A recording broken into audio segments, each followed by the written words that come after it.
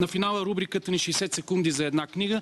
В нея читател представя любим свой текст в рамките на минута, а реализацията на рубриката става с домакинството и помощта на екипа на новооткритата читалня в градската градина пред Народния театър, като автори са Надежда Московска и оператор Иван Сребърков.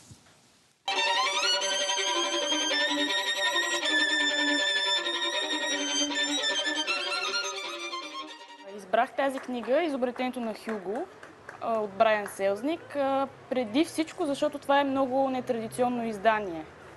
Тоест, чисто като проект, като книжен проект, това се прави за първи път, тъй като за първи път всъщност Брайан Селзник успява да вплете илюстрации и текст в едно, така че тяхната стойност по отношение на историята да е равна.